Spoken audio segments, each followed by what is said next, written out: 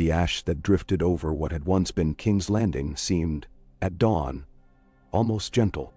It settled upon singed marble, upon the twisted corpses of bells and braziers, upon the melted gargoyles that clung like pleading children to rooftops, charred into anonymity. Grey Worm stood alone on the balcony outside the Queen's ruined war room, breathing the staleness deep into his chest, tasting soot on his tongue and memory on his palate. The stillness after conquest was new to him. Victory had always been a trumpet blast. An order barked. A march resumed before the dead had cooled. Now silence lingered, heavy as a chain. Below, the Red Keep's courtyard teemed with unsullied drilling at sunrise, spears flicking in the low light like silver minnows. Every footfall struck stone in precise unison, a music Grey Worm's muscles remembered even while his mind drifted. He saw the lines sway, the shields lift, the lances stab forward, and he felt the echo inside his ribs, but he did not descend to correct the rhythm. Across the yard, the few surviving Dothraki steered their restless mounts in tightening circles, waking the horses with sharp, wordless cries. Their whips cracked against smoldering air, and the animals reared as if the earth still burned. Grey Worm's fingers brushed the marble balustrade. It flaked beneath his touch, leaving white dust against the charcoal darkness of his leather gauntlet. A sudden breeze carried distant screams, not living throats now, but timber collapsing inward, wind eddying through the hollowed bell towers. Daenerys had torn open with dragonfire. When he closed his eyes, he could still hear the bells themselves, desperate, pleading, louder than the rattle of scorpions, louder than the ragged breathing of children trampled in the panic. The bells had begged for surrender. The Queen had answered in flame. He had answered in steel. That much he did not regret. It was the aftertaste of conquest that unsettled him. The way hope had withered so swiftly in her gaze once the smoke cleared. He remembered riding beside her on the rampart, the night before last. Drogon perched behind like a collapsed mountain, wings furled, red embers glowing between serrated teeth. Daenerys' silver hair was matte with soot. Her cheeks streaked black where sweat had turned ash to runnels. She had watched the city below, unreadable, while the wind tugged at the torn ends of her cloak. "They feared me," she had said quietly. "Now they will obey." Grey Worm had knelt, the last of her true captains, sword planted in broken stone. He had pledged life, soul, breath. She had turned to him only when the promise was finished and placed a hand upon his crownless head. Her palm had trembled. This morning he felt that tremor inside his own bones. Daenerys remained a brand of living fire, brighter than any torch he had followed, consuming more fiercely than the sun overhead. But fire left unguarded became hunger. She clenched the empire in her fist and watched sparks dance above her knuckles, and she listened, perhaps to ghosts only she perceived. The voices of Targaryen's long dust, urging her onward. In the quiet of the prey dawn she had summoned Grey Worm, and 6 unsullied to her chambers, sleep still clouding their eyes. Tyrion lay shackled in a corner, hair matted, face bruised from the roughness of capture. "The dwarf betrayed me," she had said, voice brittle as frost. "Tomorrow, at first light, Hades before the Red Keep's collapsed gates, the city will see what loyalty demands." Only Grey Worm had bowed without hesitation. Yet later, hundreds of paces down a corridor lined with scorched shields, he felt the weight of Missandeia's memory against his breast, where her carved idol rested beneath his tunic. She had believed in Daenerys too. She had placed faith in a kinder dawn. What dawn now rose on bleached skulls and blackened stone? Behind him, slow footsteps approached, the measured tread of a man familiar with halls of power, but respectful of more lethal presences. Varys was ash now, Tyrion a prisoner. The remaining counselors floated like driftwood, uncertain where the current led. Grey Worm did not turn until the steps ceased, at a decorous distance. "Lord Commander," came the low greeting. It was Maestro Condor, newly self-styled Master of Whispers, though no one had confirmed the title. The old Pentashi's voice fluttered like parchment in wind. "Her Majesty requests your presence in the throne room." Grey Worm faced him. For what purpose? The queen wishes to address unfinished matters of succession across the realm. She prefers your counsel in enforcing decrees. Condor offered a thin smile, half conspiratorial, half fearful. His robes hung loose on a shrinking frame. Power had melted away from him during the sack. It clung now to Grey Worm as naturally as shadow. "I will attend," Grey Worm said. He dismissed the man with a slight tilt of his chin. Condor fled as though through smoke. When the old spymaster's echo vanished, Grey Worm remained, gazing upon King's Landing as the sun at last breached the horizon. Golden light slipped over the ruins and glimmered off shards of colored glass embedded in the streets. Fire turned beauty into knives, he thought. The city will bleed itself for years. His heart stuttered against the iron in his veins. Had Missandei stood here, she would have whispered of beaches on Anath where butterflies drifted, of gentle breezes that smelled of fruit and fresh water, of laughter free of iron and blood. He traced the leather strap across his chest. The dream of Niendeath still glowed, ember bright, at the back of his skull. But daylight revealed how far it lay from this blasted continent. If Daenerys meant to march onward, to Winterfell, to the Sunset Sea, to the shattered edges of every map, then Eath would remain a mirage. And if she fell, buried beneath the weight of her own war, a continent of corpses would stretch between Grey Worm and any hope of peace. He inhaled again, tasting ash. The choice before him no longer resembled a choice at all. The throne room was darker than memory. Chunks of the ceiling had collapsed where Drogon's fire, ricocheting off banners and vaulted arches, had melted centuries of stone into slag.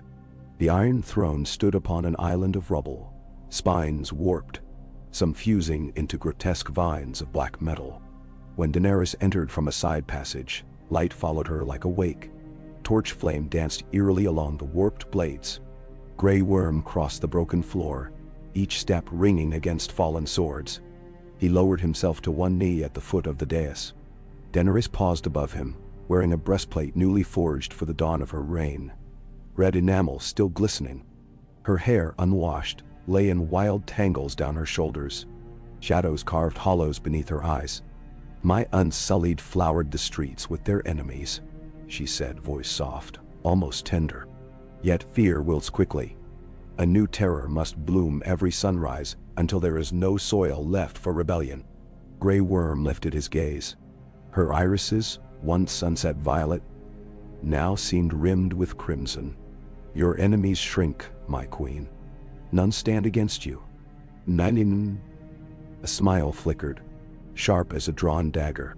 "They will. Somewhere, always, someone will whisper treason. I must be louder." He felt the room angle beneath his feet, as though the throne itself were a scale tilting slowly off balance. "We can root out whispers, Khaleesi." "You," she murmured, descending a single step. "Ere the root." The words brushed his cheek like a caress, yet chill radiated through his armor. "Explain, my queen." She leaned closer. Strands of silver hair drifted, static with unspent fury. "The Unsullied obey you. The Dothraki follow fire and blood. If you command their hearts, so do I." Her hand closed on the pommel of his sword where it thrust from its scabbard. "Do you question me, Grey Worm?" He had not aloud.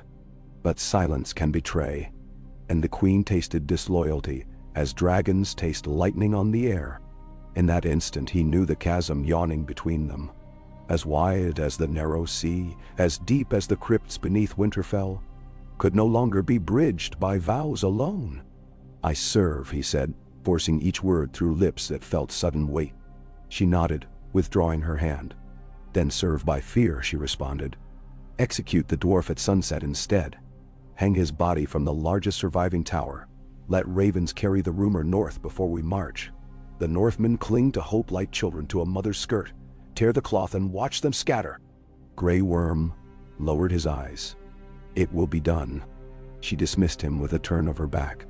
Beside the throne, Condor hunched, quill poised above parchment, recording edicts as they spilled from the queen's mouth. Grain tithes tripled to feed her host. Hill forts raised near Blackwater Rush, forges set alight in every village to craft spears bearing the new sigil. A three-headed dragon encircled by a chain. Grey Worm rose, stepping backwards half a pace before turning. His boots ground against broken swords. Outside the shattered bronze doors, the hallway exhaled a furnace heat. Torch smoke stung his nostrils.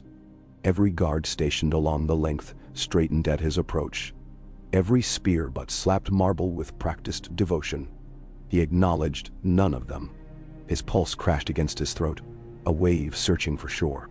At the far end, Barracks Master Jogo awaited, braids clattering with silver rings. "Commander," the tall Dothraki greeted, hand resting on Arak hilt. "The Khalasar thirsts. The wine stores we seized grow thin." Grey Worm halted. "Ration it. Tonight we honor the fallen." He summoned steel into his voice, drowning internal tremor. "Gather captains of every company in the council courtyard at midday. We speak then." Jogo's eyebrows lifted. He spat to the side with deliberate disdain for Westmen customs. "And the Queen? She attends to dragons." Grey Worm moved past without further explanation. The courtyard where once White Harbor knights had sparred now bristled with foreign banners. Black spears, crimson dragons, copper suns, tawny horses. Grey Worm stood upon a makeshift platform, assembled from wagon boards. Noon blazed overhead, relentless, baking the ash into blisters across the stones. Before him assembled unsullied captains in serried rows, helmets polished, faces expressionless, flanked by a crescent of Dothraki cows wearing the scalps of Lannister men as grisly trophies. Interspersed were Taroshi mercenaries, Volantene corsairs, and a smattering of Westerosi sellswords who had bent the knee rather than burn. Grey Worm looked upon them and saw the culmination of Daenerys' dream, a tapestry of the conquered and the free bound beneath dragon wings. Yet within that tapestry, threads frayed. The sellswords eyed the unsullied with malice thinly veiled by opportunistic smiles. The corsairs whispered in Valyrian about ships they might yet steal. Even the Dothraki fidgeted, hungry for pillage denied by a city already reduced to cinders. He raised a fist. Silence rippled outward. "Brothers," he began in the Valyrian of Astapor, the tongue that had named them eunuchs, then soldiers, then liberators. "We stand victorious in the land our queen promised. We have shed blood without hesitation, but victory breeds new battles. The realm beyond these walls plots." He paused, letting the hum of tension pulse. "Their fear feeds our queen's fire." A stir. Haldano of the second spear tilted his head. "We obey the fire," he replied, voice crisp. "Obedience forged us." Grey Worm met his gaze. "Obedience freed us, yet freedom requires choice." Murmurs rose. Confusion, suspicion. Across the front rank, Kotza, the former Meereenese pit fighter, elevated for savage courage, grinned. "The choice is kill or die, Commander." Behind them, the Dothraki shifted restlessly, sensing a challenge. Grey Worm felt the knife edge of the moment. Declare rebellion and drown his oath, or swallow doubt, and chain his future to a woman whose shadow lengthened with each decree. He drew Missandei's idol from within his tunic, a small carving of teak, smoothed by years of handling. The carved butterfly wings spread across his palm like the memory of breeze. He held it aloft. "We crossed the world because of one woman's promise. Freedom, justice, an end to chains." His voice thickened. "I believed. I still believe." A collective breath inhaled.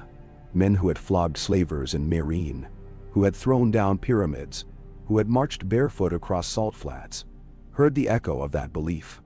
"But the promise is broken," he continued, each syllable clipped. "Justice has become terror. Chains are forged anew, around necks of those who kneel. I will not fasten such chains." Haldano stepped forward.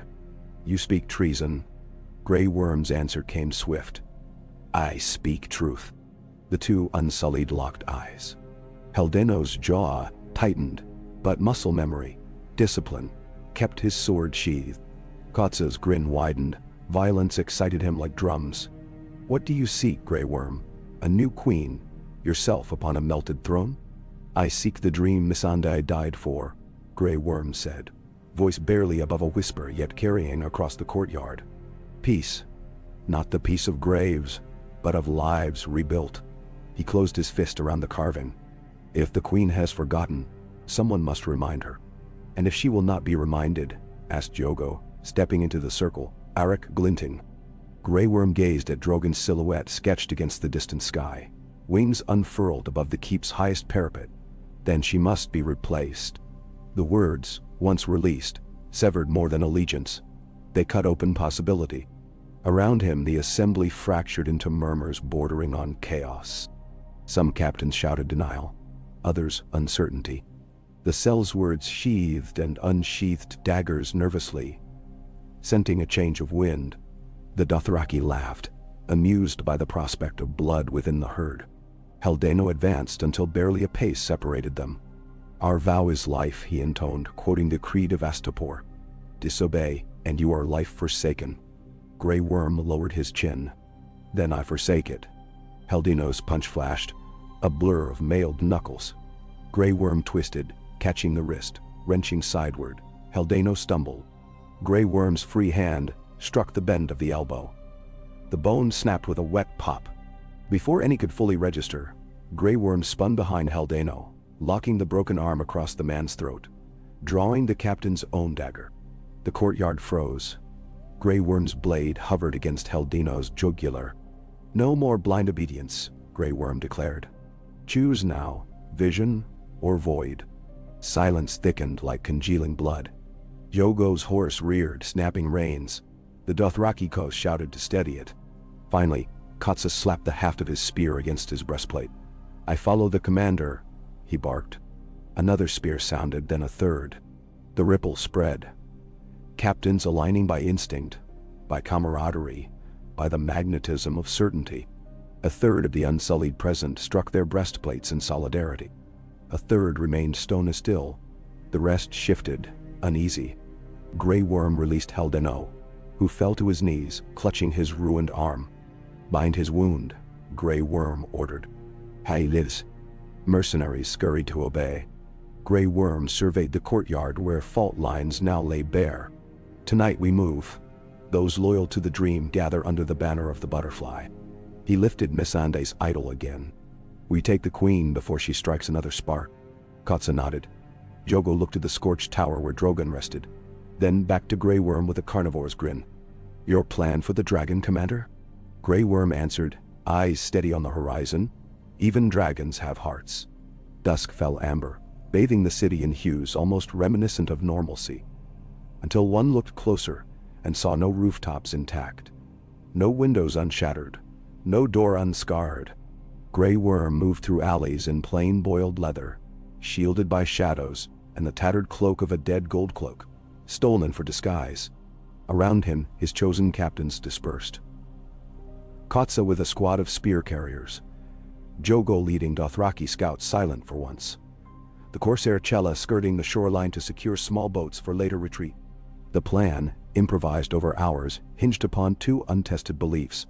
That Drogon's bond to Daenerys might falter in the face of a deeper connection rooted in care, and that the Unsullied, once liberated, would not slaughter their own commander should he fail. Grey Worm carried no illusions of survival. He had rehearsed his death for years. From the plazas of Astapor to the catacombs of Marine, from the frozen ramparts of Winterfell to the burning streets of this city. If he must add one final verse to the Song of Carnage, he would shape it toward hope. Missandei's spirit demanded no less. He slipped beneath a crumbled archway into the lower yard, skirting the stables Drogon preferred when not roosting high. Heat radiated from within like the exhalation of a kiln. Soot coated the cobbles in slick layers. The air shimmered. Inside, Drogon's mountain-dark bulk loomed among stone pillars, wings drooping, tail coiled as lazily as a cat's. Golden lanterns cast flickering halos across obsidian scales. Massive yellow eyes tracked Grey Worm's entrance. The beast's nostrils flared, smoke drifted. Grey Worm removed his sword, setting it on the ground. He unbuckled his breastplate, letting it fall. Each gesture deliberate. He exposed his chest to the dragon's gaze and took a single step forward. "Valahad," he whispered. "The old Valyrian for peace." Drogon's pupils narrowed to slits. A growl rumbled through the chamber, like distant thunder. Grey Worm's pulse pounded so fiercely, he wondered if spies beyond the yard could hear it. He knelt, placed Missandei's idol on the stone between them. The dragon's head lowered, nostrils steaming the carving until droplets glistened across its surface. Grey Worm thought of those gentle islands again, of butterflies dancing above crystal tides. He pictured Neath not as a dream, but as a place he would see with eyes unclouded by smoke. He let that yearning rise, unguarded, radiating outward like warmth. Drogon's scales creaked as the great neck stretched, bringing the beast's maw within reach. Hot breath washed Grey Worm's face, smelling of brimstone and half-digested flesh. He did not flinch. A soft staccato of claws against stone preceded the dragon's forelimb shifting. The beast's head cocked, as though curious. Grey Worm exhaled slowly. "Ballad," he repeated. The moment stretched until sound itself seemed suspended. Then Drogon closed its eyes. Grey Worm's throat tightened. He reached forward, trembling despite resolve, and touched the ridge above Drogon's nostril. The scale beneath his fingers was smooth, warm, thrumming faintly. He thought of chains broken, and the dragon, perhaps feeling memory beyond language, released a low rumble that felt less like threat and more like acknowledgement. Footsteps approached, muffled but urgent. Jogo emerged, Arak drawn, but paused when he saw the tableau. Grey Worm rose, retrieving the idol. Drogon watched but did not stir. "Are we beasts?" Grey Worm asked softly, eyes still on the dragon. "Or are we what we choose?" Jogo sheathed his weapon in one measured motion. "The Queen tours the outer wall," he reported.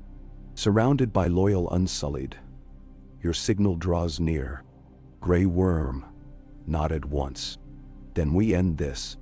Signal torches burst to life atop 3 adjoining towers, gold against deepening purple sky. Grey Worm jogged across the bridge connecting stables to courtyard, Kotsa falling into step beside him. Heldano escaped, Kotsa growled, ran to the Queen with tales of mutiny. "Expected," Grey Worm replied, tightening his gauntlets. "Positions?" West archway secured. Eastern stairs contested. Some Unsullied refuse but hold only ground, not conviction. "Nani!" A trumpet blasted. The first time a brass call had rung since the city's surrender. Grey Worm spun. There, across the main ward, Daenerys herself strode, clad in red scale overcoat, hair wild about her shoulders like a living flame. Her eyes caught Grey Worm at once. Fury ignited. Her lips parted, spewing words he could not hear over the sudden cacophony of clashing spear shafts. Unsullied ranks parted before their queen. Behind her marched Heldano, arm bound in splint, teeth bared in pain. At her back circled a knot of fanatic soldiers, those who believed her godhead absolute. Grey Worm advanced halfway across the ward, Kosa and 2 spearmen flanking. Distance collapsed to 30 paces. "Traitor," Daenerys declared, voice carrying with impossible clarity. "I gave you freedom. I gave you purpose. You gave me truth," Grey Worm answered, his own voice steady. "I return it now, unbroken." Her hand lifted, palm glowing with reflected torchlight. "Kneel or burn." Thunder cracked overhead. Wind tore at dangling sigils. Grey Worm saw Drogon, wings beating, rise into twilight behind the Queen. Drawn by her peril like a shadow come alive, the sight twisted his heart. "I will not kneel," he said softly. The courtyard inhaled. Daenerys' scream, half command, half grief, splintered the hush. Dracarys. Flame erupted, a living torrent, surging toward Grey Worm. But Drogon's cone of fire died mid-air, diverted, lancing upward into empty sky. The dragon veered, roaring in confusion, then swung wide, circling above rather than striking. Daenerys whirled, disbelief etched across her features. Grey Worm felt the echo of their earlier communion humming like a taut string. Drogon's heart recognized something, choice or memory, that stayed the inferno. Daenerys' gaze snapped back, ablaze with betrayal deeper than before. She stepped forward, unsheathing a slender Valyrian dagger. Grey Worm matched her movement, raising no shield. Behind him, Katsa shouted. Spears clashed. Battle blossomed in chaotic vortices as Unsullied fought Unsullied. Dothraki charged host lines. Arrows spiraled from battlements. But within that storm, Daenerys and Grey Worm were islands approaching collision. She lunged, blade arcing silver. He parried with empty hand, catching her wrist, turning, leveraging training drilled since boyhood. The dagger clattered to stone. She struck him with her free hand, nails raking his cheek, drawing blood. He released her abruptly. She stumbled but kept balance, fire in her marrow. Why? She hissed, tearful fury quivering her lips. After all we endured, why? Because the world we built is turning to ash within your grasp. Grey Worm answered. Because every bell that rings for mercy will toll for your damnation if none speak. Drogon landed behind her, wings folding, tail lashing. Dust swarmed. The dragon's breath steamed against Grey Worm's armor. He smelled molten rock. Daenerys reached toward the scaled flank, seeking the comfort of old alliance. Grey Worm stepped closer too, unarmed, voice near to breaking. I do not wish to rule, he said. But neither can I follow while children burn. Come back from this edge. Her shoulders shuddered. For a heartbeat compassion flickered. Ghost of the woman who had freed slaves, who had smiled at Missandei's jokes, who had kissed Grey Worm's forehead the day Meereen slipped from siege. But the flicker died, replaced by the inexorable gravity of destiny as she saw it.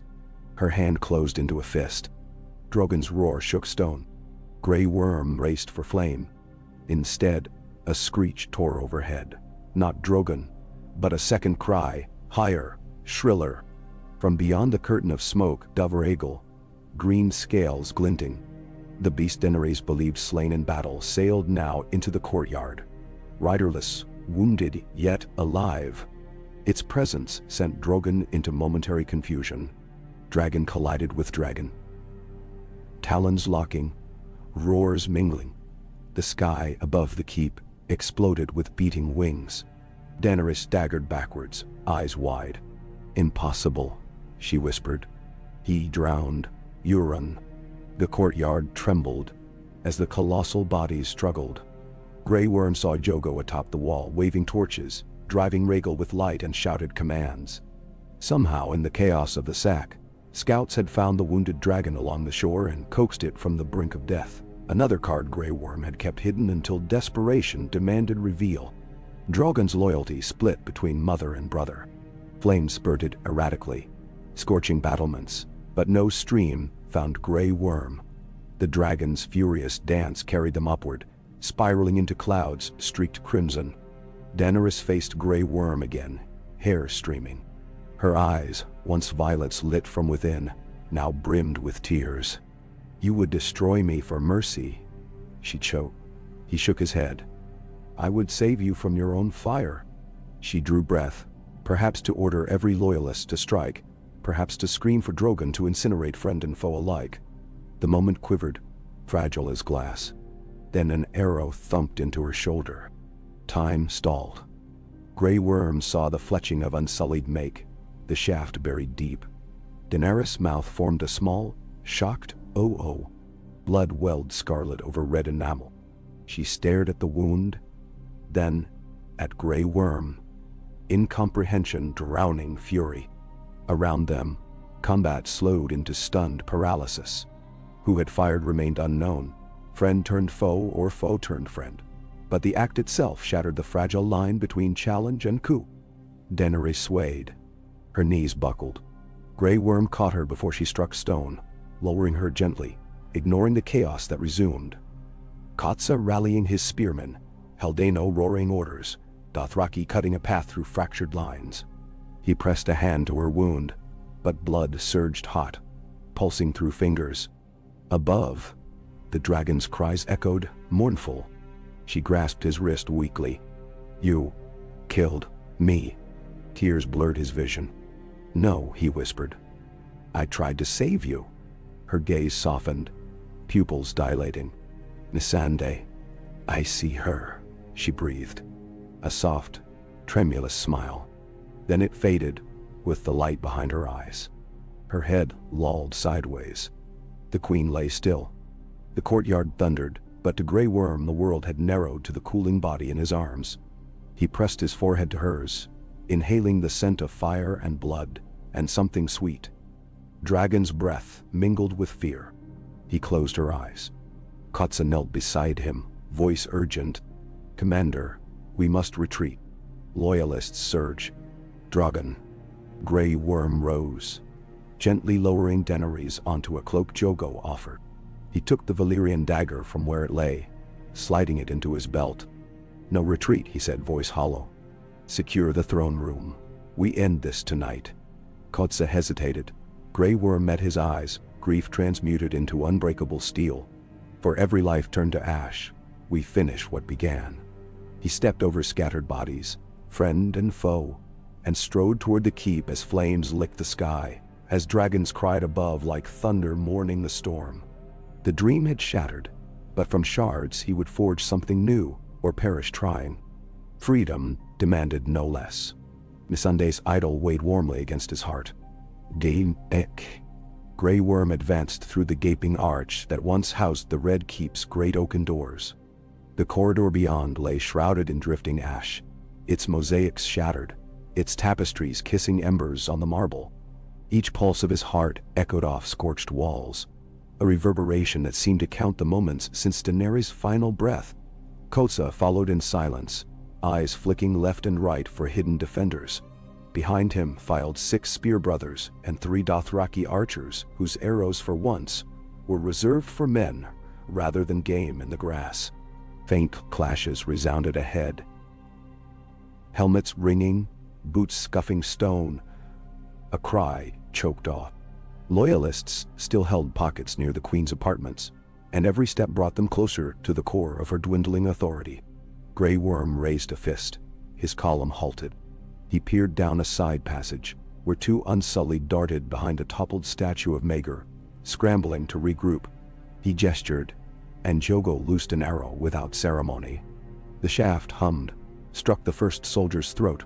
The second froze, then dropped his spear and fled deeper into shadow. Grey Worm let him go. Fear would travel faster than steel. They pressed onward. In an antechamber, the walls had collapsed inward, sealing half the exits with rubble and slag. Smoke swam in languid coils from ceiling fissures. Through one such cloven gap he glimpsed the night sky where Rhaegal and Drogon still circled, their silhouettes dueling around the moon like living constellations. Shouts rose from the courtyard as men pointed, betting on which beast would falter. The realm had spent 8,000 years dreaming of dragons. Now it witnessed dragons at war with themselves. Grey Worm tore his gaze away. He stepped over the corpse of a scribe whose inkpot had shattered mid-edict, the black pool glistening beneath lamplight like a second mouth. Beside it, a parchment remained legible. House Tarly's fields requisitioned. Levy doubled, descent punished by fire. He crushed the sheet under heel, grinding decree to pulp. Ahead, twin staircases coiled toward the throne room galleries. Loyal Unsullied barred the left ascent. He counted 14, shields interlocked. Haldeno stood foremost, face waxen from pain but posture unbowed. A curved scimitar scavenged from a Dothraki corpse in his steady hand. Torches behind him illuminated a lattice of spears bristling between balusters like a porcupine's defense. Grey Worm motioned Kotsa to the right staircase. The pit fighter nodded, hefting spear and shield. Jogo and his archers melted into alcoves, knocking arrows. The air tasted of stone dust and blistered iron. Grey Worm drew a slow breath, remembering the sand squares of Astapor, where boys fought until the whip cracked mercy. The pain then had been simple, mathematical. Now pain bore faces, names, promises unfulfilled. Haldeno raised his scimitar in salute. "You murdered your queen," he called, voice carrying across the void between staircases. "Stand aside, and I grant you death without disgrace." Grey Worm took one step forward. "I mourn Daenerys Stormborn," he answered, "but I will not mourn the ruin her shadow cast." He unsheathed the Valyrian dagger taken from her hand, letting torchlight ignite its rippled steel. "If you would bind the realm in chains of fear, come break them upon my flesh." Haldane snarled an order. Shields lifted. Spears angled. Grey Worm sprang. Jogo's arrows whistled past him, taking 2 defenders in the eyes. Kotsa's contingent surged up the right stair in a thunder of sandals. Grey Worm met Haldane midway, steel against scimitar, sparks fontaining. The broken-armed captain fought one-handed, yet fury drove his strokes with startling speed. Blade rang upon blade. Grey Worm ducked a slash, riposted, felt the dagger's point bite chain links and glance off. He pivoted, spine bending like reed under wind, and elbowed Haldino's ribs.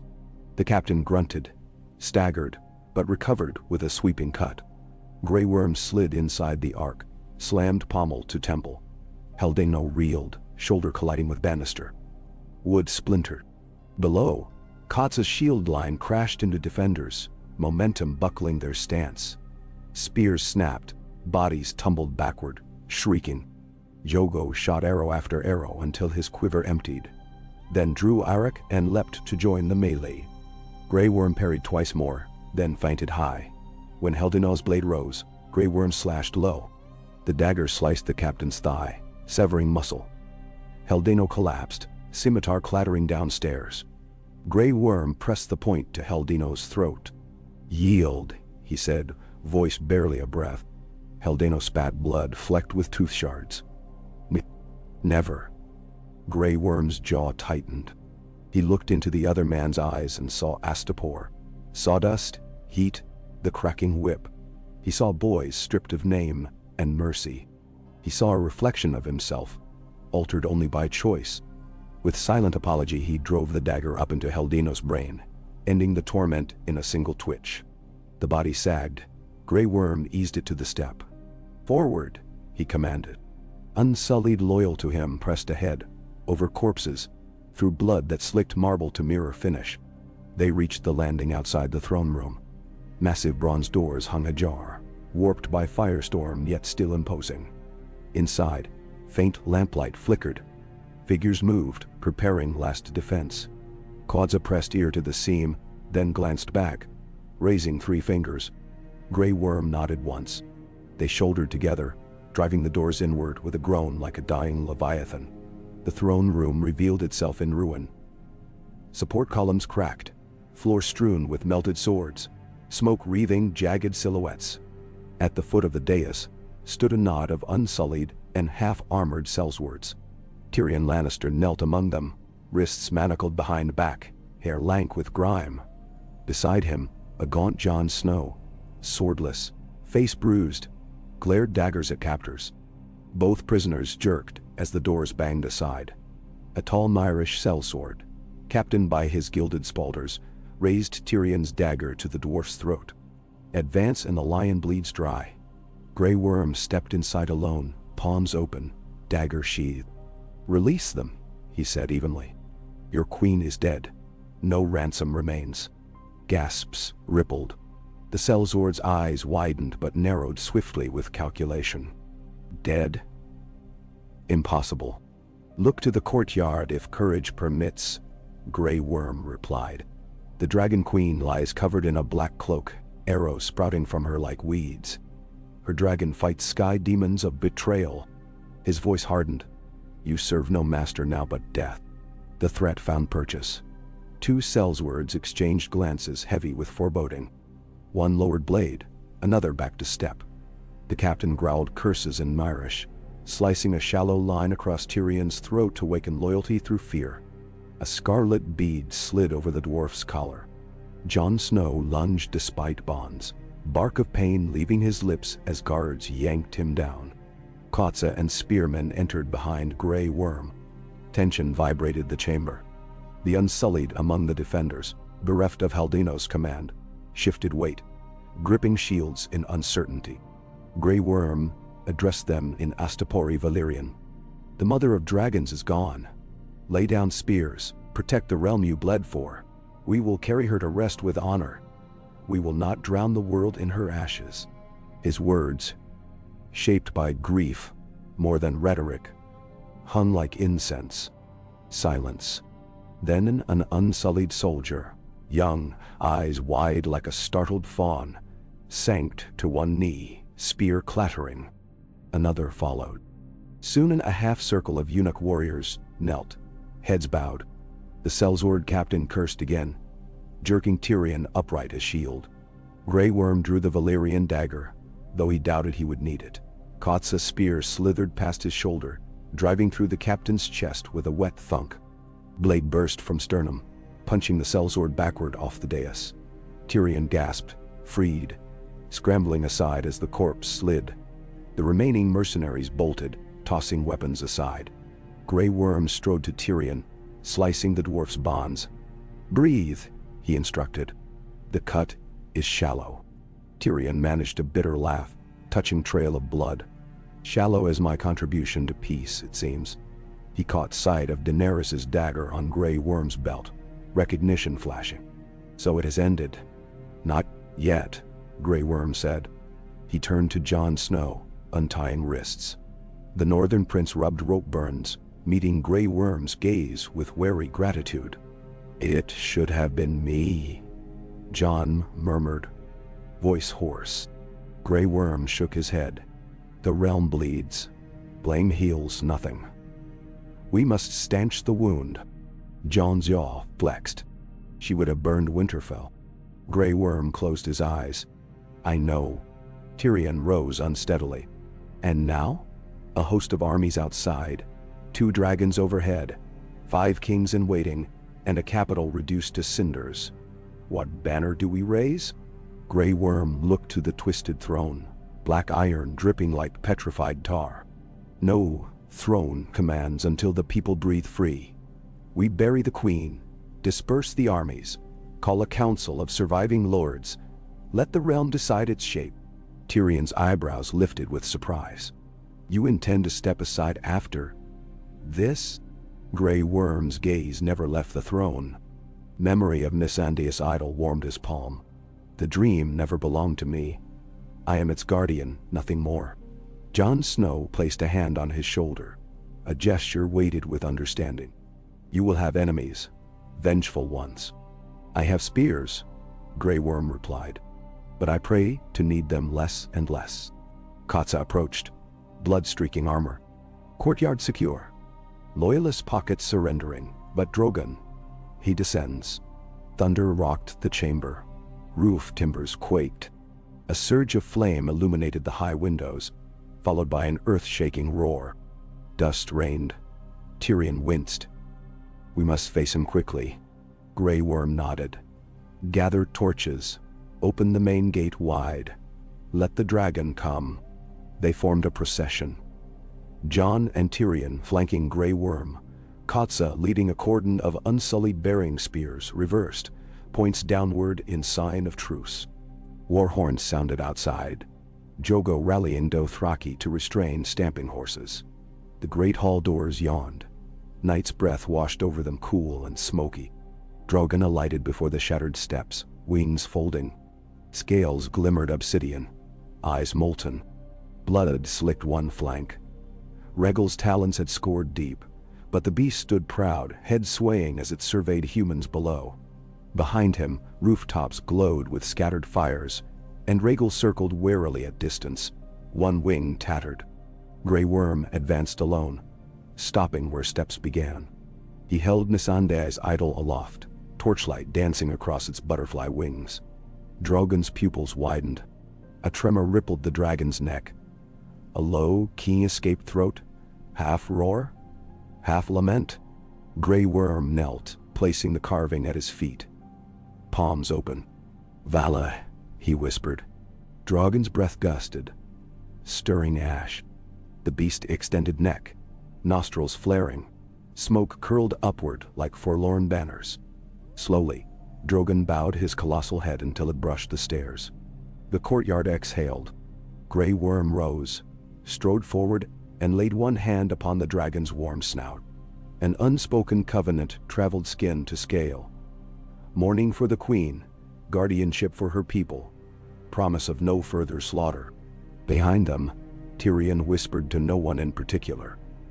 The most powerful creature alive kneels to a man with nothing left to lose. Jon answered, or everything left to save. Grey Worm turned, lifting his voice. Tonight we light pyres not for conquest, but for remembrance. At dawn every banner lowers.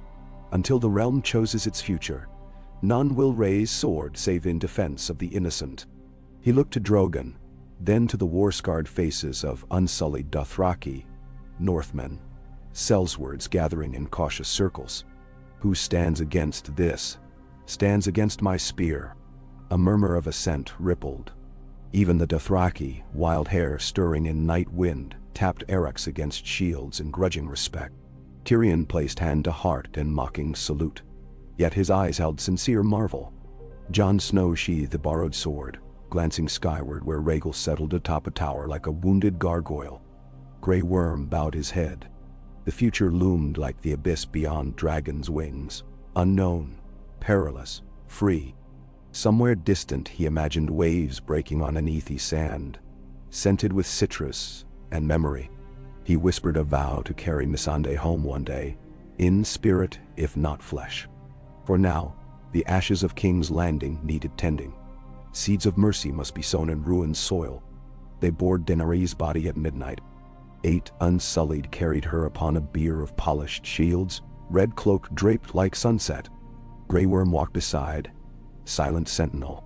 Drogon followed, wings dragging, tail sweeping cinders into mournful swirls. In the dragon pit's heart, they built a pyre of dragon glass and cedar. Rhaegal landed beyond wall fragments, folding wings with solemnity as if paying respects to the mother he once obeyed. Torches touched wood. Flame climbed skyward, painting faces gold and crimson. Sparks drifted into heavens where stars wept silver. Grey Worm watched the fire consume cloak, skin, memory. Smoke curled upward in shapes, reminiscent of dragons yet unborn. At dawn, Grey Worm summoned captains to the throne room ruins. Dawn light speared through collapsed ceiling, casting a blade of radiance upon the melted throne. He spoke, voice carrying resolve hammered by grief. No king or queen shall sit that seat until the world is healed. We form a council, one from each kingdom, one from each freed people, one from each knightly order, one from the small folk. Until they convene, we govern only to feed the hungry, shelter the lost, and bury the dead. He paused, surveying faces. Is there objection? None spoke. Tyrion exhaled, shoulders slumping.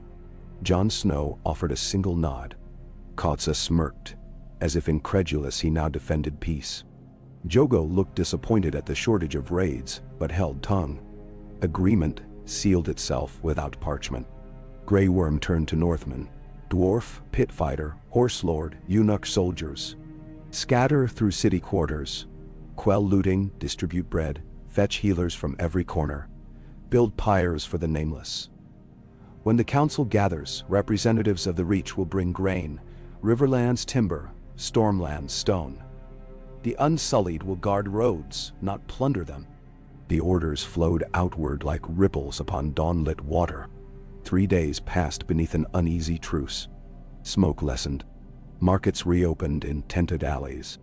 Unsullied patrols escorted farmers bringing carrots and beets. Dothraki escorted blacksmiths salvaging iron. Northmen cleared rubble, singing dirges alien to southern ears. When dissent flared, an angry mob pelting unsullied with rotten apples, Grey Worm walked into midst unarmed, speaking softly of lost children. And the stones dropped from grieving hands. Word traveled, the Dragon Queen dead. Her armies restrained by the man once called her wrath. Some cried outrage, others relief. Lords on distant keeps sharpened ambitions. Ravens carried summons to council. Yet for the first time since the bells rang, no new fires blossomed. In the stillness of the fourth night, Grey Worm slipped away from the keep, crossing the Blackwater on a fishing skiff commandeered from an abandoned dock. He rode alone beneath star-shattered heavens to the charred skeleton of a ship destroyed by wildfire. There he scattered Missandei's wooden idol upon the waves, watching butterfly wings float then sink. He whispered words in the Nethi tongue she taught him, words meaning peace, rest, return. When dawn bled gray, he returned to a red keep quieter than ever. Tyrion awaited on the balcony where Daenerys had once brooded, a parchment roll in hand. Ravens from Dorne, Arryn, Tully, the dwarf said. They consent to council at Dragonstone in 20 days. Meanwhile, half the Golden Company remnants offer to sell their services to you for back pay. Grey Worm shook his head. No more sells words. Tyrion chuckled darkly. You will need politics, not pikes. Teach me, Grey Worm said simply. The dwarf's sarcasm faltered. He regarded the eunuch commander with new weight. Very well, he said. Lesson 1. Never let rivals meet on an island you do not control. He tapped the parchment. We propose an open field in the Reach. Neutral ground, plenty of horses, no walls for daggers to hide behind. Grey Worm thought of grasses bending in river breezes. So be it. Lesson 2 followed, and Lesson 3. Days blurred into councils, patrols, rebuildings. Grey Worm's armor dulled to pewter from soot. His dagger remained sheathed, symbol more than threat. Children emerged from cellar holes to chase dogs through streets no longer echoing with screams. At opal twilight, a girl placed a wilted rose upon his gauntlet and whispered thanks in a tongue he barely knew. Still, ghosts wandered. He sensed Daenerys at every turn. The echo of boots along corridors she once strode, the shimmer of silver hair in torchlight. When wind whistled through broken windows, he imagined her command cleaving the air. Break the wheel. He wondered which spoke in that wheel he now occupied, the breaker or the rim. Council day arrived beneath a scarlet sunrise. Banners of a dozen houses fluttered atop hastily erected pavilions in an open field south of Bitterbridge. Grey Worm rode at the head of a column of unsullied bearing, no sigil save a white cloth embroidered with a butterfly. A hush fell as they approached.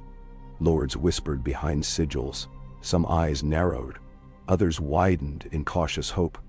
Seats formed a circle. Starks, Arryns, Tullys, Martells, Tyrell claimants, Baratheon bastards, a smattering of Free City envoys, ship captains from the Summer Isles, a cobbler representing King's Landing small folk, a septa for the faith. Tyrion sat apart, quill and blank parchment balanced on knee. Grey Worm addressed them without raised voice. He spoke of ash that choked children, of bells drowned by flame. He recounted Haldino's final words, Daenerys' trembling hand on a dying dream. He offered unsullied service in guarding borders, but refused any crown. He urged them to choose governance that served the living, not the throne. His speech lasted little, but silence lingered long after. Then debate erupted. Succession claims, questions of precedent, fears of dragon retaliation. Grey Worm listened, occasionally interjecting to steady tempers when voices climbed. Go ahead, Tyrion moderated with dry humor, reminding lords of burned keeps if war resumed. Slowly, a shape emerged, a great council electing rulers. Lords sworn not by blood alone, but by vote of their peers and voice of the commons. No single dynasty immortal, each reign conditional upon justice. Near dusk, when summer gnats danced in lamplight, the circle coalesced around compromise. Bran the Broken, warg of the Weirwoods, holder of histories, rose as candidate untainted by desire for conquest. Jon Snow recused himself, vowing to rebuild the North. A murmur of assent passed. One by one, banners dipped in agreement. The realm inhaled new faith. Grey Worm watched the young Stark wheel forward, expression remote yet peaceful. He imagined the threads of story weaving through the boy's mind, past, present, possible futures. A king who saw every path might avoid the road to fire. The vote concluded. Cheers scattered, tentative. Tyrion exhaled relief, scribbling verdict. Bran's first decree. Pardon to Unsullied and Dothraki. Gift of ships to sail where hearts desire. NDF. That night, Grey Worm stood upon the prow of a captured Volantene galley. as it slipped down black water toward open sea. Unsullied lined rails, heads lifted to stars. Dothraki huddled with horses and holds, seasick but determined. Tyrion watched from dock, raising wine and silent toast. Jon Snow clasped wrist in farewell, promising seeds of peace sown in north.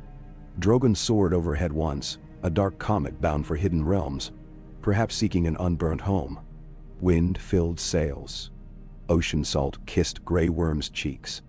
Missandei's memory glimmered on waves like moonlit fireflies. He set course for Aneath, where butterflies healed and chains were stories told at dusk. Behind him, Westeros began again, not unscarred, but unshackled. In the hush between crest and trough, he allowed a faint smile. The dream endured after all, not in crown or conquest, but in a simple truth whispered to the sea. Valid. A. Hey. The moon rode high, a white scythe cleaving a sky of indigo velvet, when the Zephyra cut southwest across the summer sea. She was not a war galley fit for rams and catapults, merely a broad-bellied Volantine grain ship commandeered from a captain who had weighed profit above honor. But Grey Worm found her creak and sway strangely soothing. Each groan of timbers felt like a heartbeat reborn. Each splash against the hull washed soot from memory. The Unsullied lined her decks in double rows, still disciplined even in exile. They slept curled against balustrades, spears stacked in greased racks, helms polished on laps during the slow watches of night. Beneath, in the cavernous hold, the Dothraki dozed among tethered horses, while salt wind teased braids that had never known sea air. Grey Worm stood at the prow, fingers resting on a tarred cable, eyes fixed where black sea fused to black sky. Jallar, once a freedman of Marine, now served as quartermaster. He approached with a ledger bound in sharkskin. "Rations hold," he murmured, voice pitched low so as not to wake those dreaming of endless grass. But rain barrels shrink. "Clouds gather east," Grey Worm replied. He had studied sailors long enough to smell rain hours before sails darkened. "We will drink." Jallar nodded, grateful yet troubled. "The men ask what awaits in Ne. Peace that heals," Grey Worm said, though he knew peace could be as fragile as wings. On the fourth dawn, storm clouds split, granting a glimpse of pale green across the horizon, Neath rising like an emerald visor from silver foam. The air turned softer, fragrant with distant blossom. A hush fell among the deck ranks. Even horses lifted heads, nostrils testing wind. Neath's shore unfurled as a quilt of turquoise lagoons framed by white sand crescents, backed by jungles overflowing with vines in every shade of jade. Waterfalls thundered down cliffs cloaked in orchids. Bright birds arrowed above canopies, their cries a chorus utterly unlike cawing carrion crows recollected from Westeros. 2 butterfly species danced in spirals over the rail. One gold as dawn, one midnight with cobalt eye spots. Unsullied faces, so long stone facets chiseled by war, softened in childlike wonder. Grey Worm ordered anchor cast in a bay bermed by coral ridges. Longboats splashed. As oar pullers carried the first wave ashore, a sudden memory of Missandei alighting on the sand flashed. Her laughter, her bare feet, the seashell she had turned over in her slender fingers.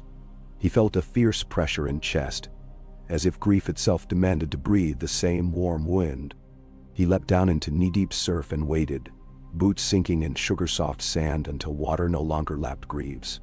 Then he knelt, cupped a handful of wet earth, and pressed it over the small tattoo scar that marked the removal of his master's brand. "I bring them home," he whispered. Behind him, 600 Unsullied filed ashore in quiet ranks. Dothraki stumbled after, many queasy but emboldened by the perfume of unfamiliar blooms. Jogo, acting Khal in this sea-stranded Khalasar, touched his arak tip to a drifting petal. "Look soft," he said, dubious. Danger often hides in softness. Grey Worm was aware of Aneath's treacherous repute, of fevers that felled invaders within days, of insects whose bite infused blood with slow coiling fire. Yet Missandei had spoken of the island's guardianship by nature, not cruelty. "We will learn the rhythms," he told Jogo. They established a camp along a freshwater stream that threaded palms heavy with fruit. Scouts located banana clumps, breadfruit, stands of cane thick with sweet sap. Tents rose, cotton sails repurposed over spear frames. Fires crackled with driftwood. Fish from reef waters hissed in iron pans. For the first time since Meereen's short-lived peace, the Unsullied laid weapons aside at dusk and ate seated rather than standing guard. That first night, Grey Worm placed Missandei's idol at camp center, atop a cairn of seashells.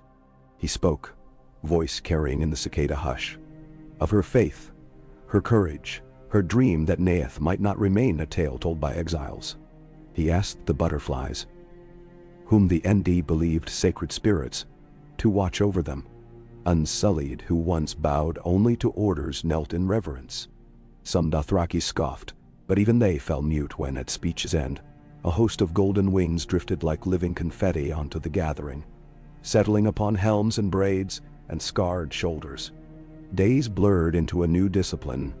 Patrols not for enemies but for farmland clearings, streams to dam for irrigation, medicinal herbs catalogued under the tutelage of local fisherfolk, who ventured, wary yet curious, from hidden villages.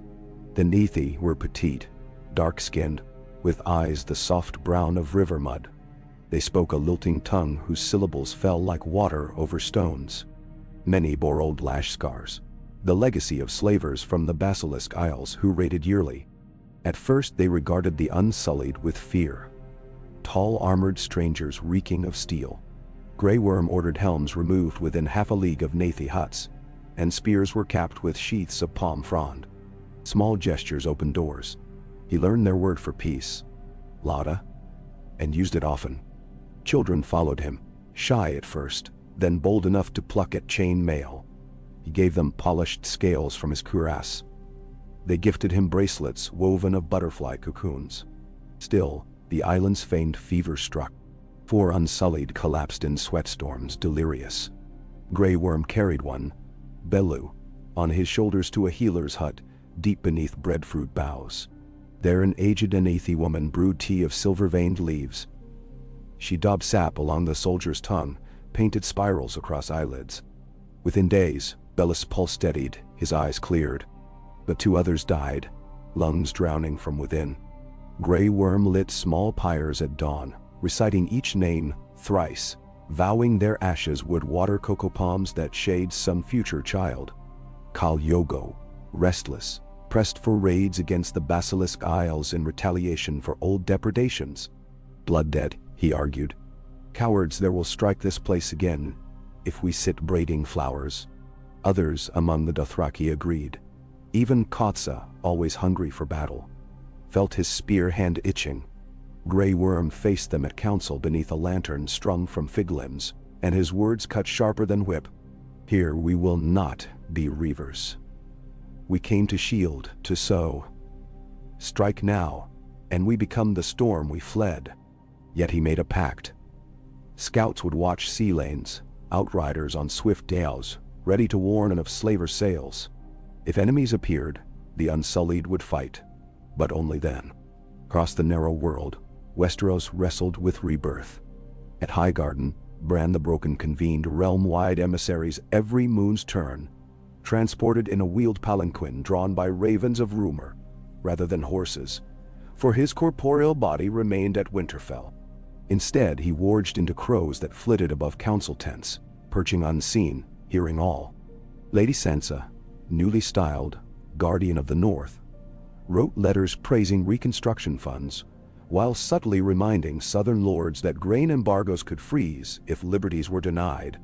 Tyrion served as mouth of the king, his parchment alchemy spinning proposals to mint new coin, bearing a crowned weirwood leaf instead of dragon, or to grant small folk seats in a nascent lower assembly. Yet, not all yielded to peaceful order. In Old Town, priests of the faith militant whipped congregations with tales of dragonfire sins. In Storm's End, the bastard Gendry Baratheon juggled smithies and gentry, forging alliances with merchant fleets who smelled profit in reconstruction. Dispossessed Lannister cousins attempted to rally Reacher knights to a Lion's restoration, only to find coffers empty and reputations tarnished. Word of the unsullied settlement on Ni intrigued and threatened in equal measure. Some saw a potential trading partner blessed with rare spices and medicinal flora. Others muttered of a foreign garrison poised to launch conquest anew. Spymasters whispered of a butterfly empire hatching under Grey Worm's banner. Tyrion, quill scratching late at night by candle nub, drafted missives dripping with tact. "Honored Commander," one began. "I write in the name of His Grace Bran to ascertain your immediate needs and to propose a mutual exchange of wisdom between our budding order and your newly planted peace." He waxed about maritime patrol packs against slavers, about credit lines denominated not in dragons, but in sacks of seed grain. He sealed each letter with green wax bearing the broken wheel sigil. Ravens eventually found the Japhira's sister ship, now converted into a Nethi roost, and Grey Worm read the dwarf's words beneath swaying torch at the shoreline. He penned short replies. "We require iron plowshares more than spears. Send healers versed in fever. In return, spices and butterfly silk." He closed with Lauda. Ships bearing the wolf leaf coin arrived by mid-spring. Hulls loaded with barley, peach saplings, steel tools tempered in Wintertown forges. Among them traveled Samwell Tarly, now Grandmaster in all but chain color, and Gilly, along with manuscripts of the Citadel's bestiary of tropical maladies. Sam stepped onto Nethi sand puffing, spectacles fogging. Within an hour, he sat cross-legged with Nethi herbalists, comparing notes in a flurry of parchment and pollen-stained fingers. He discovered that boiling a certain crimson moss neutralized fevers if administered within the first night of sweating. Grey Worm issued orders for systematic moss harvests. Unsullied squads collected bushels at dawn. Sam also bore grim intelligence. Basilisk corsairs, stung by the prospect of losing Aeneas' slave ties forever, had allied with the Triarchy, Mirlis and Tyrosh, fielding 23 warships under Admiral Corelloson, nephew of the late Salator. Their fleet prowled the summer sea, taking prizes, sharpening oars for a grand raid. Rumor said Corallo carried wildfire casks purchased from clandestine King's Landing smugglers. Grey Worm convened his war council on deck of the First Promise, a caravel gifted by Lyseni defectors. The map Sam unrolled glistened with whale oil. Islands, shoals, windrows. Kotza placed dagger tip upon Nia's south reef. "Fleet will strike from here. They love surprise at dawn." Yogo disagreed. "No. Raiders crave villages at night, torches guiding blades. They come along North Ridge where jungle meets sea." Debate surged, measured yet intense. In the end, Grey Worm split defenders. 300 unsullied along north beaches, 200 along south, archers on cliff nests. Dothraki, masters of open plains, trained to ride Enathe elk, imported from Essos. They would form Mobile Reserve. Sam offered cunning. Salvage ship lantern mirrors to build heliograph towers, sending sunflash warnings across coastline. Preparations turned camp into fortress garden. Bamboo palisades laced with vines whose sap caused rash on contact. Fishbone caltrops scattered in tidal flats. Rope traps that hoisted intruders into nets buzzing with stinging gnats. Grey Worm forbade salt-ingesting punishments. Captives would be offered choice: lay down arms and receive fever cure, or depart weaponless in small boats. He refused to replicate chains he had shattered. Raiders arrived on the second full moon of summer. A black line of hulls crept over the horizon under tattered red and blue pennants depicting octopus skulls. Oini. Dawn wind gusted inland, blowing fog that clung to waves like torn shrouds. Heliograph towers flashed. Conch horns sounded 3 notes. Enemy sighted. Grey Worm stood atop Coral Point, bronze breastplate polished, plume removed for stealth. Beside him crouched Maya, a Nethi huntress wielding blowpipe and quiver of darts dipped in paralytic sap. She had insisted on joining, though Nethi culture abhorred bloodshed. She deemed tranquilizing slavers an act of healing. Raiders beached skiffs beneath the bluff. Crews leapt into ankle-deep surf, blades gleaming. Their torches sputtered in damp air. They advanced through palms, unaware of eyes upon them. Grey Worm signaled. From tree-line erupted a volley of javelins. Unsullied spears lanced front ranks. Corsairs crumpled, armor unprepared for disciplined thrust. Before shouts could marshal response, vines whipped upward, net traps triggered. Entire squads hoisted, dangling, screaming as gnats swarmed exposed skin. Maya's darts found throats. Men collapsed, limbs convulsing, but hearts pumping. On the south shore, Jogo led elk cavalry charge across open shallows. Araks hacked mast-high against raider pikes. Elk antlers gored. Surf frothed crimson. Kotsa waded knee-deep, shield-deflecting scimitar arcs, spear punching under ribs. He fought not for plunder but because battle sang in his marrow. Yet even he spared a fallen opponent when surrender spilled from pale lips. Admiral Corallo's flagship, the Azure Serpent, attempted to deploy wildfire casks via catapult. But a heliograph flash blinded helmsman. Barrel fell short, igniting sea and green flame that devoured 2 escort galleys. Panic rippled through fleet. Sailors hurled buckets, but alchemical fire clung, eating hulls. Unsullied archers loosed arrows wrapped in wet cloth to avoid spreading blaze. They struck masts, ropes, sails. Chaos compounded. Grey Worm descended bluff amid clash. He moved like spring-coiled shadow. Dagger parrying cutlass, elbow shattering jaw, spear retrieved from sand to impale attacker, who forgot the eunuch commander's legend. Amid screams he found Corallo, gaudy in purple cloak embroidered with leaping mermaids. Corallo swung a gilded naval saber. Grey Worm ducked, swept leg, toppled him. Blade pressed to throat. He hissed, lay down arms and live.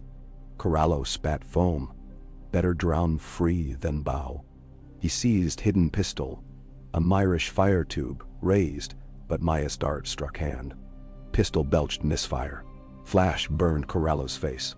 He fell, screaming. Unsullied tethered him with rope of vine. Battle's tide ebbed. White flags improvised from torn tunics fluttered across beach. Casualties: 17 Unsullied dead, 9 Dothraki. 1 Nethi healer felled by stray crossbow.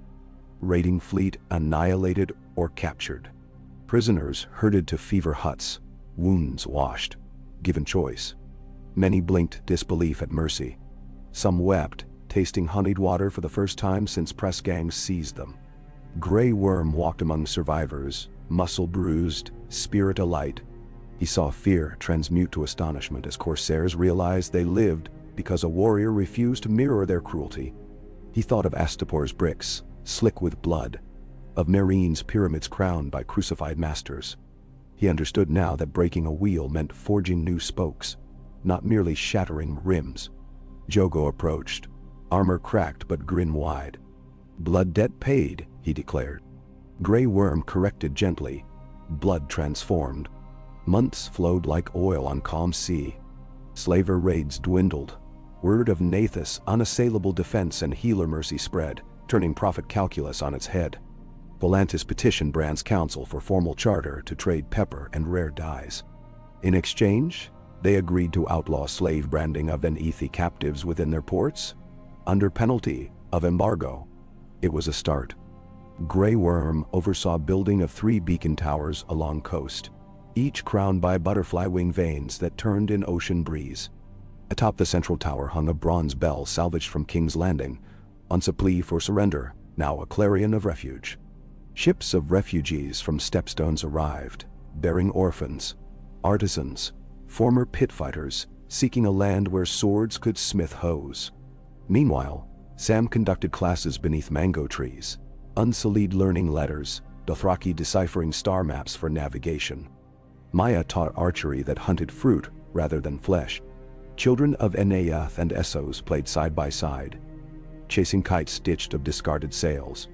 Grey Worm spent dusks walking tideline alone, letting foam cool scarred ankles.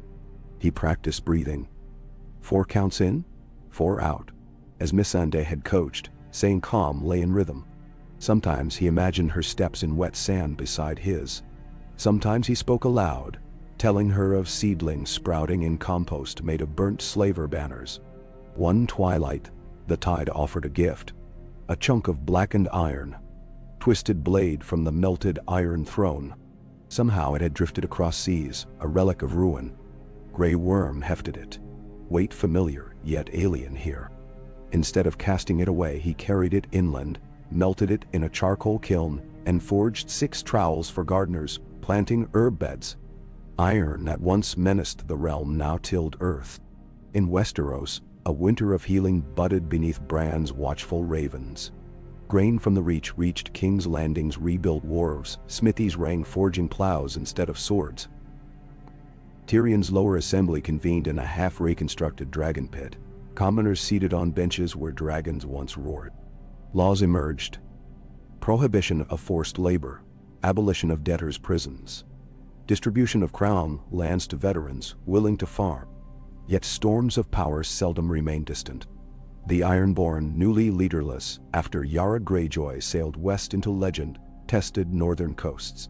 Dornish princes feuded over control of water gardens. Across the narrow sea, the Triarchy licked wounds, lamenting Nenna's closure yet, still coveting spice profits. Rumors of a golden company remnant seeking dragon eggs in ruins of old Valyria reached small council ears.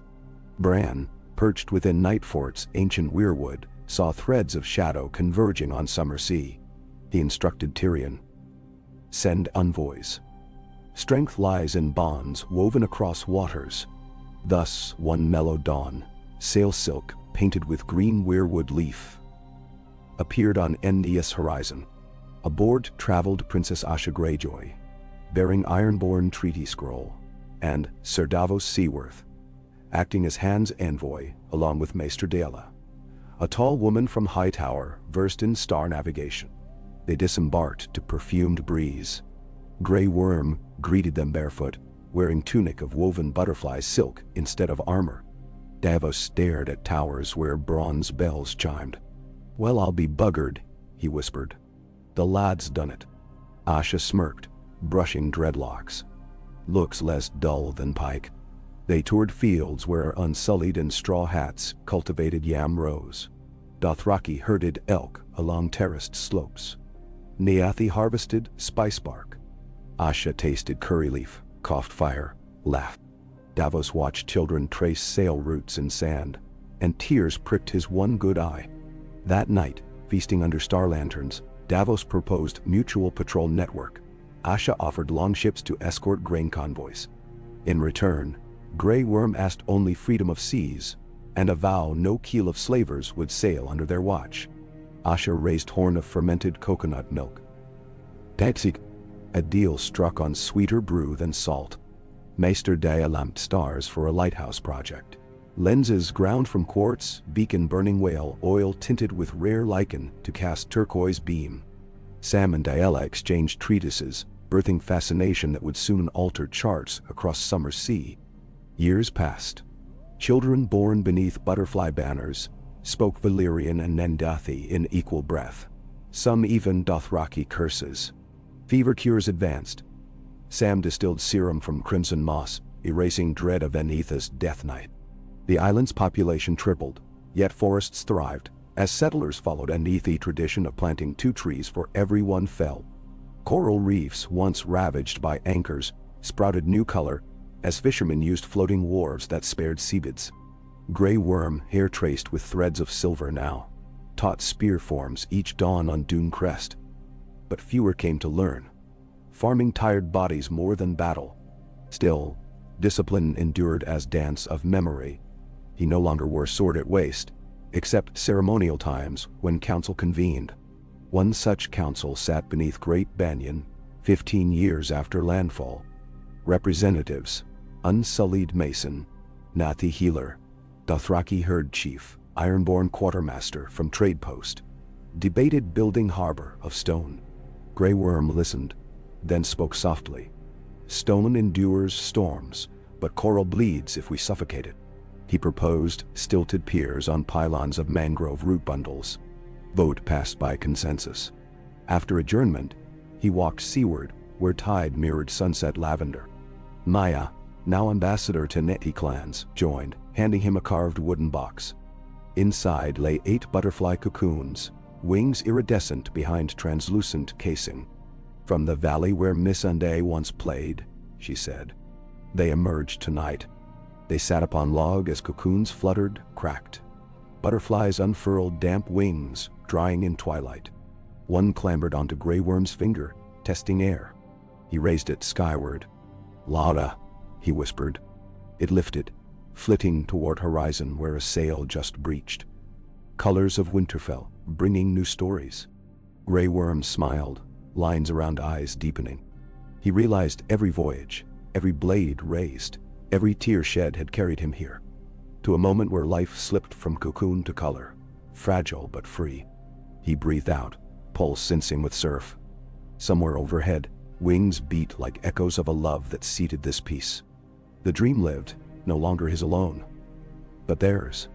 And perhaps that was the only victory worth winning.